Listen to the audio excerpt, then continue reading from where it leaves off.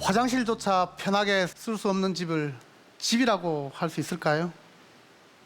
이런 곳들은 집이 아니라 그냥 기거하는 곳일 뿐입니다. 아직까지 주택이 아닌 곳에 거주하는 인구가 40만 가구에 이릅니다. 서울에서 혼자 사는 청년 10명 중에 1명이 그런 곳에 살고 있고요. 지옥고란 말 많이 들어보셨을 겁니다. 반지하, 옥탑방, 그리고 이제 고시원을 가리키는 말입니다.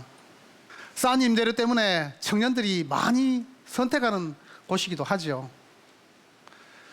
지난 5월 한국을 방문한 레일라니 파르하 유엔 주거권 특별보고관은 이런 우리의 주거 현실에 대해서 심각한 우려를 나타냈습니다. 한국 주거 실태가 국제 인권 기준에 부합하지 않았던 거죠. 그런데 이렇게 주거가 불안정한 건 주거 빈곤층만이 아닙니다. 집을 빌려서 사는 사람도 불안하긴 마찬가지인데요. 바로 세입자들의 이야기입니다.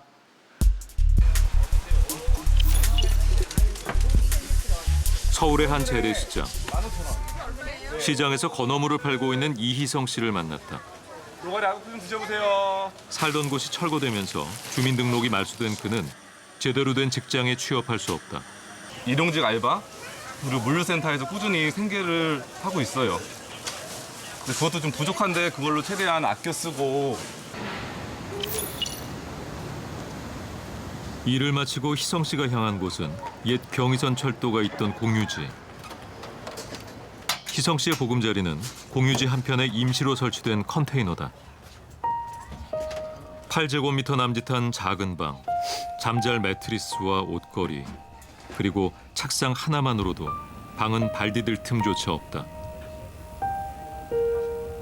컨테이너에서 지낸 지 벌써 2년. 불편한 점은 한두 가지가 아니다. 부엌이 없어 제대로 된 식사는 엄두도 못 낸다.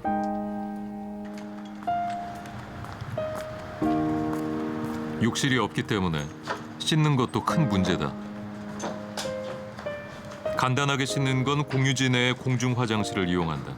더운 물이 나와요? 더운 물 안 나와요. 겨울에는 그래서 여기도 씻을 수가 없어요. 행인들 눈길이 신경 쓰이지만 그에겐 어쩔 수 없는 현실이다.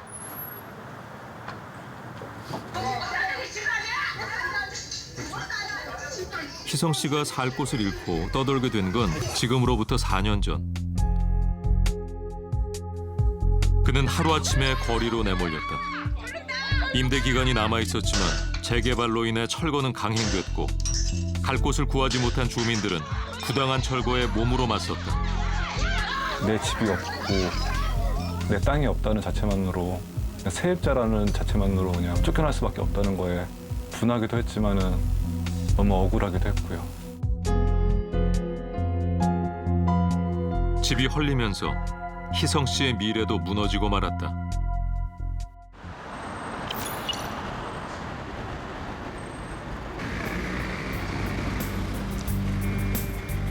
국회의사당 앞에서 몇 년째 1인 시위를 하고 있는 최창우 씨.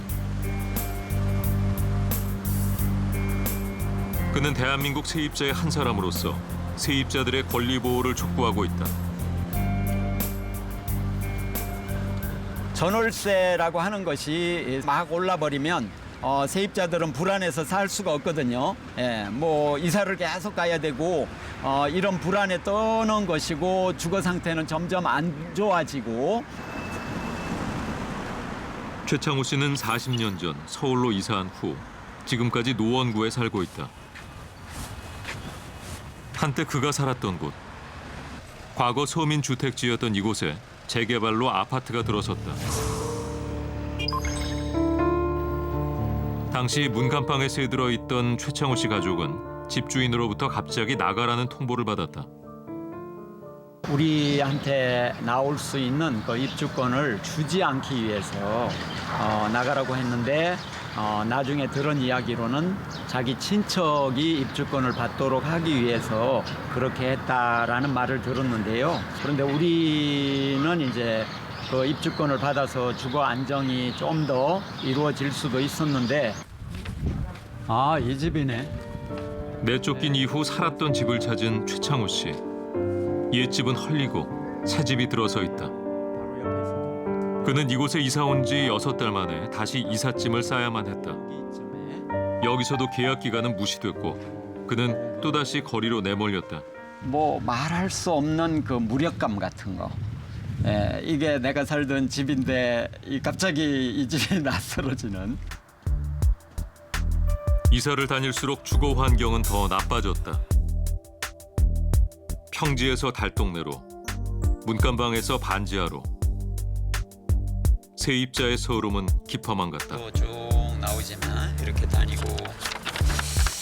이사를 다닌 세월은 그대로 기록으로 남았다.